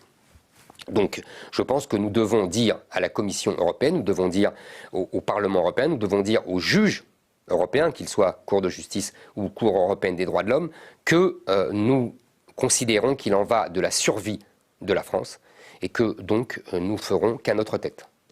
Et que s'ils ne sont pas contents, c'est la même chose. Si, par exemple, la Cour européenne nous sanctionne parce que nous n'avons pas respecté le fameux article 8, vous savez, de la Convention européenne des droits de l'homme, qui précise que tout homme a le droit à une vie familiale normale, principe ô combien vénérable, mais qui nous oblige à accueillir des centaines de milliers de personnes par an, ça, ce n'est pas possible. Donc dans ce cas-là, nous dirons que nous sortirons de cet article 8, et s'ils insistent, nous sortirons même de la Cour européenne des droits de l'homme. Vous savez, avant, sous le général de Gaulle, il n'y avait pas de saisie de la Cour européenne des droits de l'homme. Voilà. Et je ne crois pas que nous étions un pays qui ne respectait pas les droits de l'homme. Donc il faut arrêter avec ça. C'est la France qui a inventé les droits de l'homme, avec à la limite l'Angleterre. On ne respecte pas les droits de l'homme vu l'état de nos prisons, non ?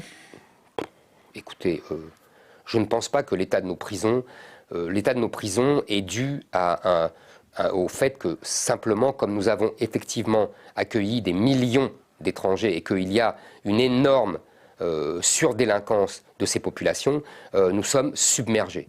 Donc je pense qu'on réglera la question des prisons quand on expulsera les délinquants étrangers. Pourquoi, selon vous, il y a une surreprésentation de la délinquance dans les minorités que vous décrivez ? Pour plusieurs raisons. On peut considérer que, d'abord, si vous voulez, il y a traditionnellement une surdélinquance dans les populations immigrées récemment. On a eu ça avec les Italiens à la fin du 19e siècle. On a eu ça avec même les bandes pieds noirs dans les années 50, 60. Voilà, ça c'est le premier fait qui est indéniable et que je ne conteste pas. Maintenant, on a dépassé ce stade-là et on a dépassé cette époque-là. Je pense qu'il y a aujourd'hui ce que j'appelle un djihad du quotidien. C'est-à-dire que, mais vous allez dire que c'est ma ritournelle habituelle, je l'ai déjà dit effectivement, mais vous savez, comme je vous l'ai dit, je ne dirais pas autre chose que ce que j'ai dit. Vous avez grandi dans le 18e arrondissement de Paris, non ? Comment ? Vous avez grandi dans le 18e arrondissement de Paris ? À l'adolescence, oui. Quelle rue ? Doudoville.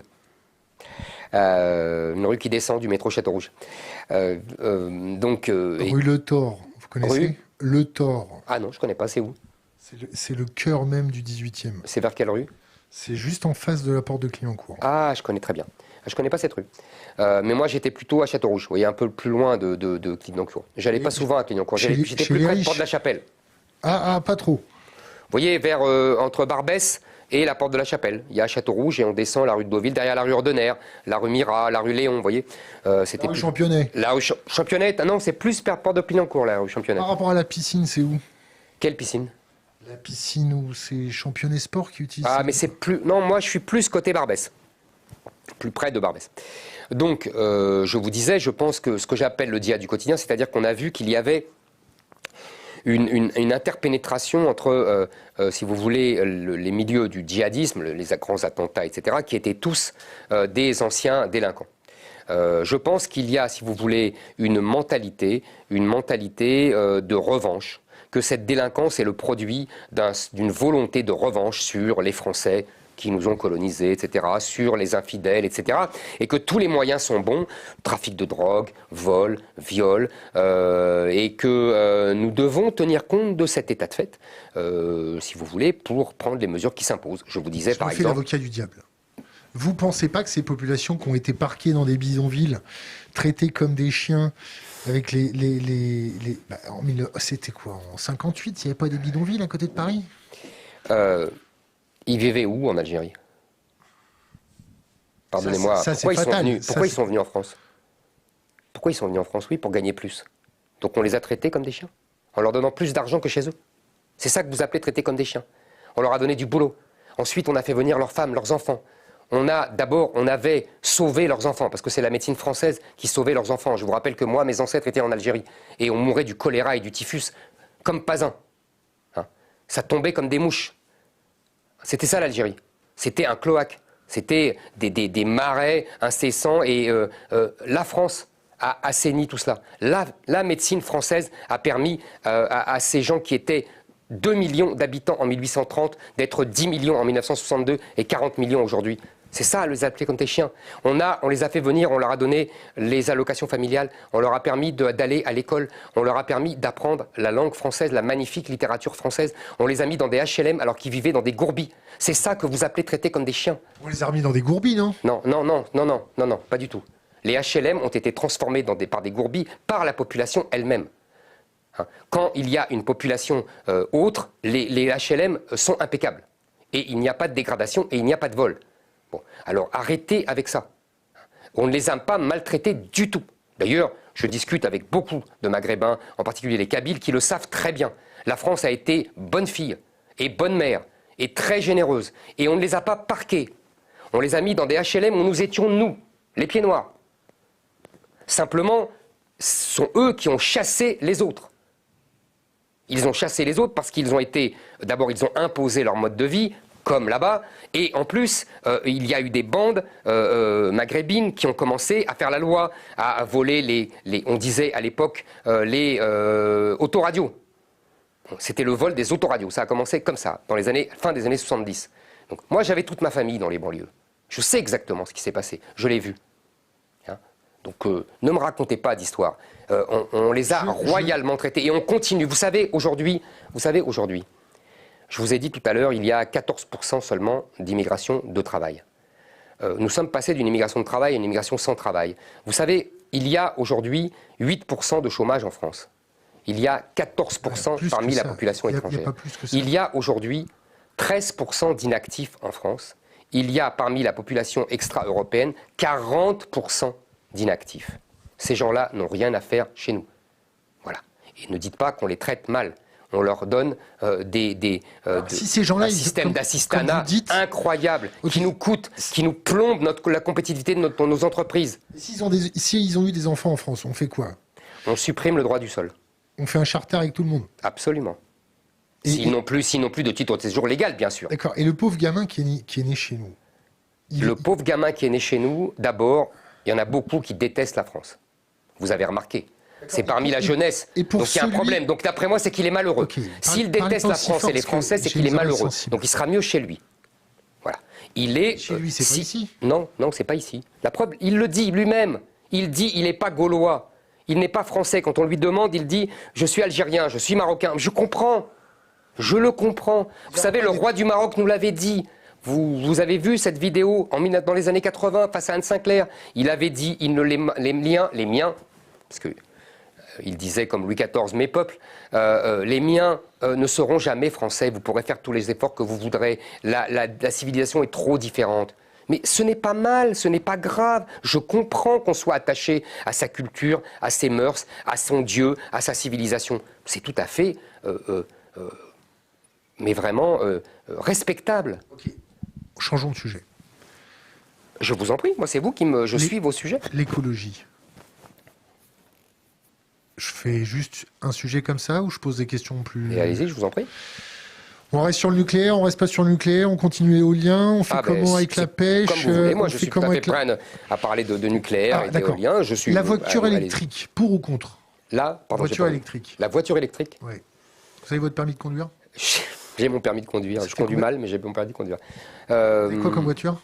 J'ai pas de voiture parce que je suis sous protection depuis maintenant près de 2 ans. Donc vous voyez, je suis... Vous payez vos taxis? Ah non, c'est la police qui m'emmène. Bon, je m'en serais passé. Hein. Et moi, je prends pas la voiture dans Paris. Je prenais le métro. Combien vous gagnez? Ça vous regarde pas. Et là, pour l'instant, je ne gagne plus rien. Puisque je n'ai plus... pas de droit d'auteur, rien du tout? Ah non, mais j'ai droit d'auteur. Mais je ne suis plus ni à CNews, ni au Figaro, ni à Paris Première. À CNews, mais ça ne vous regarde pas. Je ne tiens pas du tout à vous dire ce que je gagne. Voilà. L'écologie. L'écologie. Donc on était à la voiture électrique. Donc je n'ai rien contre la voiture électrique. Je ne suis pas un fou de voiture. Donc vous voyez, je conduis très peu. Je vous dis, dans Paris, je ne conduisais jamais. C'est plutôt une corvée pour moi. Je préfère prendre le train. Maintenant, je pense aux 100 000 emplois que la France va perdre dans les années qui viennent à cause d'une transition écologique, comme on dit, et d'un passage à la voiture électrique ultra rapide. Ça me paraît un peu fou. Surtout que la France était en avance sur le moteur diesel, sur le moteur thermique, qui était beaucoup plus économe en CO2 qu'on le disait. On a fait des progrès formidables. Maintenant, en plus, si on veut passer à la voiture électrique, grand bien nous fasse, sauf que, si j'ai bien compris, nous sommes dépendants des batteries électriques chinoises, alors que nous avions nos propres moteurs thermiques, donc ça nous fait encore une dépendance. Je sais qu'on parle de Airbus, de la batterie électrique européenne, etc., mais pour l'instant, on ne voit pas le bout du nez. Vous voyez, vous en riez vous-même. Et donc, on va être en dépendant des Chinois, une dépendance de plus. Donc, on sacrifie notre industrie automobile au nom d'impératifs écologiques, alors même que grâce au nucléaire et à l'hydraulique, nous avons déjà, vous me l'accordez, nous sommes le pays le moins émetteur de CO2 d'Europe. Nous émettons, je crois, 3 fois de moins de CO2 que l'Allemagne et 5 ou 6 fois de moins que les États-Unis. Donc, c'est pas la France. Si la France émet moins de CO2, ça ne va pas changer la face du monde, parce que déjà, elle en émet très peu. Donc je pense que comme la France est plutôt vertueuse grâce au choix nucléaire, je reconnais qu'on ne l'a pas fait pour ça à l'époque. On l'a fait pour l'indépendance énergétique. Pour la bombe. Et vous avez tout à fait raison. Vous avez tout à fait raison. Il y a un lien entre la bombe atomique et le choix de l'énergie nucléaire. Vous avez tout à fait raison. Donc on l'a fait pour ça, pour l'indépendance militaire du pays, et pour l'indépendance énergétique quand il y a eu le choc pétrolier, mais vous savez tout ça. Donc nous devons, là c'est une technologie française, on était à la pointe, et nous avons des gouvernements irresponsables qui depuis 10 ans ont sacrifié cette magnifique technologie française au gré des accords électoraux, je pense à Hollande. Vous savez que c'est à cause de ça qu'on a fermé Fessenheim. C'est pour un accord électoral à la noix entre Martine Aubry, qui était à l'époque première secrétaire du PS, et les Verts. Vous imaginez, c'est pour quelques circonscriptions aux Verts qu'on a fermé Fessenheim, une centrale nucléaire qui marchait très bien et qui aurait pu vivre encore 20 ans. Les politiques qu'on mérite. Ah mais ça, vous avez raison, ça sans doute que vous avez raison, mais enfin on peut quand même critiquer ce qu'on fait quand même. Et que Emmanuel Macron aurait très bien pu, il n'était absolument pas redevable, comme François Hollande, de ses magouilles politiciennes avec le PS. Il aurait très bien pu dire, mais moi, ce qu'a décidé François Hollande, je m'en moque. Non, il ne l'a pas fait, pour des raisons encore de communication politique, pour faire bien voir des écolos. C'était son époque écologique. Et maintenant, vous avez vu, il revient au nucléaire. Ce type dit tout et le contraire de tout sur tous les sujets. Bon, mais ça, on commence à avoir l'habitude. Donc voilà, si vous voulez, je pense, moi, que on a de la chance. On avait une énergie nucléaire qui assurait notre indépendance et qui en plus était économe en CO2. Nous devons la maintenir et la faire progresser. Nous devons absolument, si vous voulez, réinvestir dans cette filière pour attirer de nouveau les compétences, parce que le dédain avec lequel nous avons traité cette filière nucléaire a fait fuir les meilleurs, donc ils ne viennent plus dans le nucléaire. Nous devons arrêter en plus avec le pendant des énergies renouvelables avec l'éolien. L'éolien, c'est bien pour les gens qui n'ont pas le nucléaire.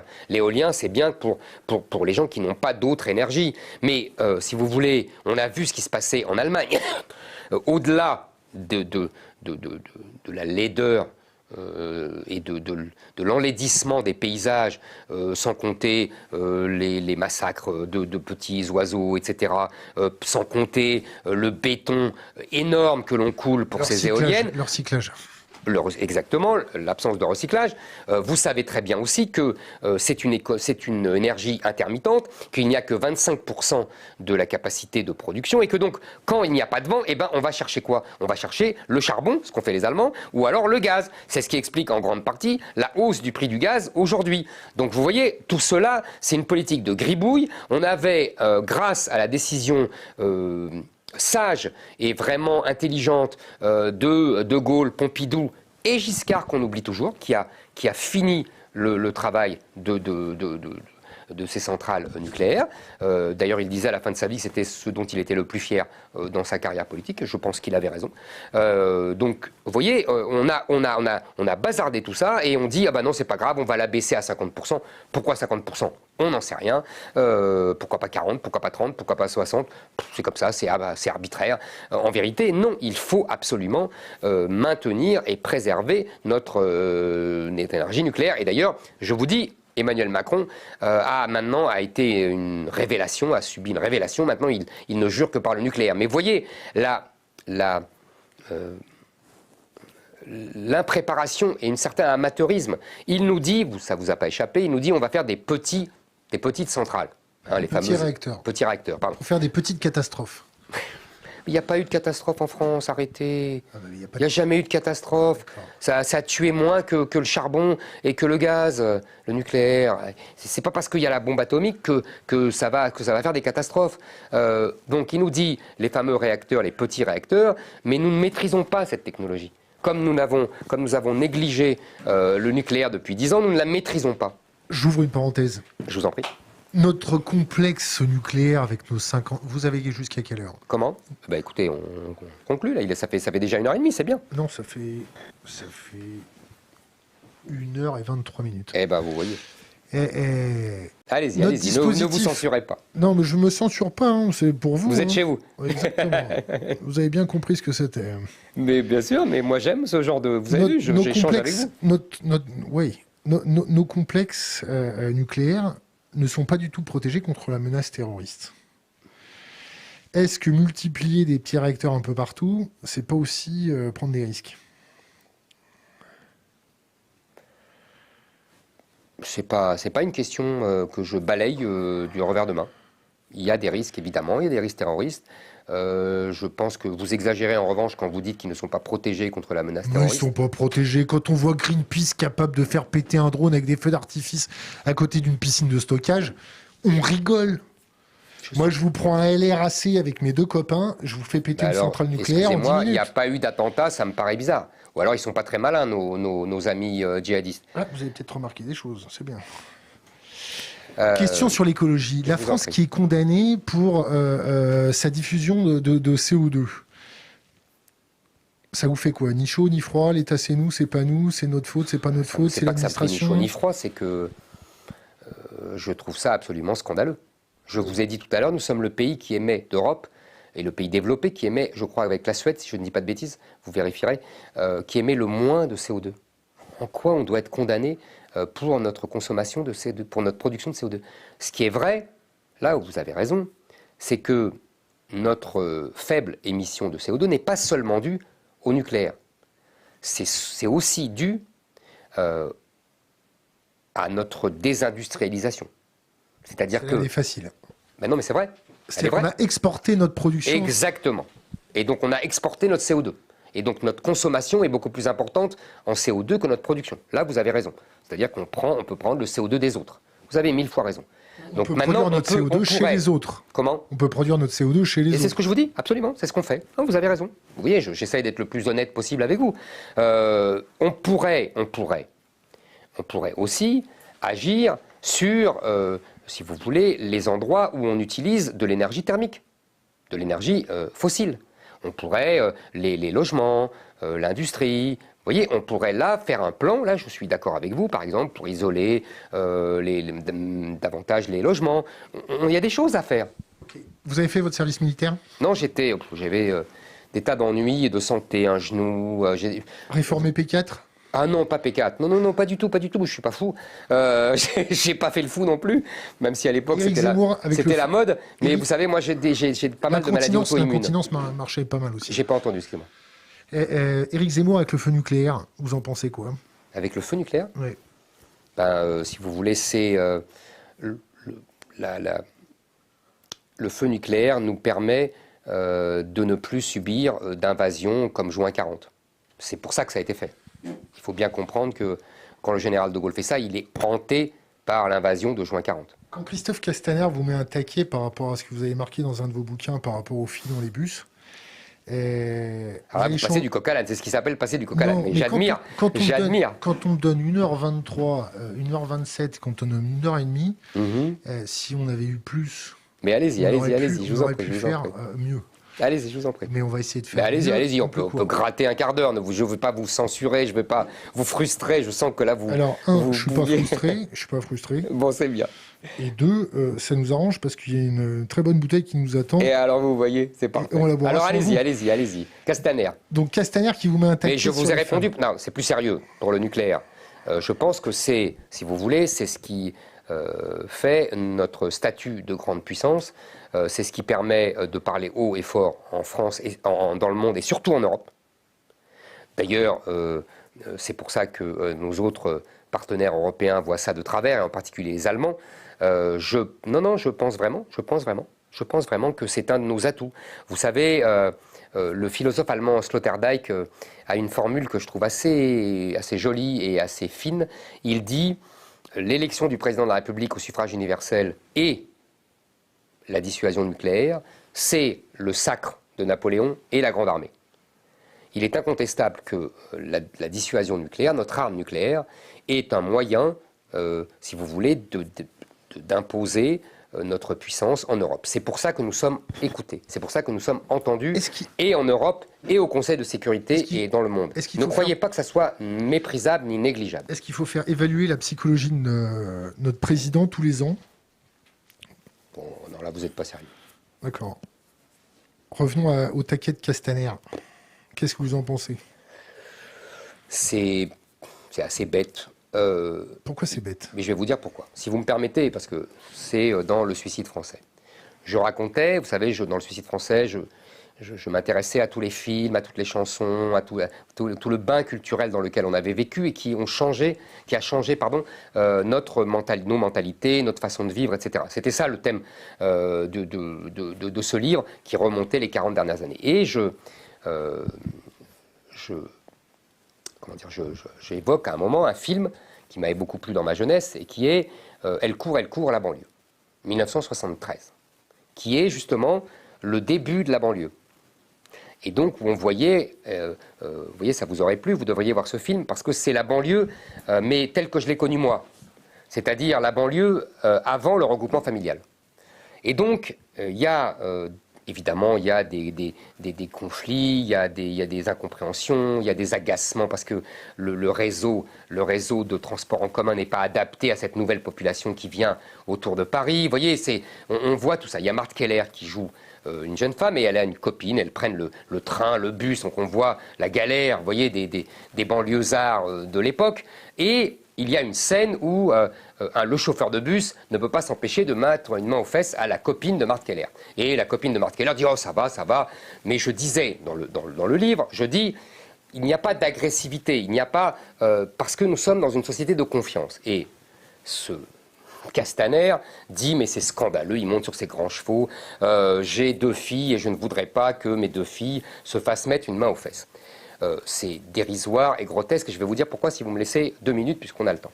En vérité, qu'est-ce que j'ai voulu dire dans ce texte? J'ai voulu montrer, je vous le répète, l'ambiance de la banlieue d'avant le regroupement familial, c'est-à-dire une ambiance pacifiée. C'est-à-dire que c'est une époque où même les gestes inconvenants, les gestes qui ne doivent pas se faire, comme cette main aux fesses, sont contrôlés par la société. C'est-à-dire que celui qui s'en rend coupable est immédiatement surveillé et puni par le qu'en dira-t-on global. On lui dit non, ça ne se fait pas. Et il ne le fait plus. C'est ça que j'ai voulu décrire. J'ai voulu décrire cette société. Alors évidemment, il va prendre une phrase et il va mettre le focus là-dessus pour m'attaquer. C'est dérisoire. Aujourd'hui, nous n'en sommes plus là. Aujourd'hui, ces jeunes femmes dans la banlieue ne pourraient même pas se mettre en mini-jupe comme elles se mettent, parce qu'elles se feraient insulter, cracher dessus, quand elles ne se feraient pas tabasser par les jeunes de la cité qui font régner l'ordre islamique. Donc ça n'a rien à voir. On n'est plus dans la même époque. Et aujourd'hui, c'est pas Castaner qui défend ces jeunes femmes et qui défend ces filles. Parce que ces filles, comme les jeunes femmes de la génération de ces filles, elles sont en permanence en danger à cause de l'immigration, justement, et des enfants, de beaucoup d'enfants de l'immigration qui les agressent, qui les insultent, qui leur interdisent de porter des robes ou des jupes parce qu'ils les traitent de putains à cause de ça. C'est ça l'ambiance dans les banlieues. C'est ça aussi l'ambiance même à Paris, dans certains quartiers. Donc, lui, il a été ministre de l'Intérieur. Il n'a rien fait contre ça. Il n'a rien fait pour protéger ces femmes. Et il donne des leçons en disant « mais je suis scandalisé par ce comportement ». Mais c'est lui qui est indigne. C'est lui qui voulait, en tant que ministre de l'Intérieur, mettre un genou à terre devant une bande de mafieux qui écumaient la banlieue au moment de l'affaire, vous vous souvenez, avec l'affaire Traoré. C'est lui, Castaner. Hein. C'est Castaner, ça, le ministre de l'Intérieur le plus médiocre depuis 20 ans. Et c'est lui qui ose donner des leçons. Mais j'en rigole, hein, j'en rigole encore. Question Internet. Par qui est-il financé? Qui vous conseille? Par qui êtes-vous financé? Qui vous conseille? Pour l'instant, je suis financé par personne. Il y a effectivement des gens qui souhaitent financer une éventuelle campagne. Et donc qui donne de l'argent aux amis d'Éric Zemmour et en prévision d'une éventuelle campagne quand je serai, si je le suis, candidat.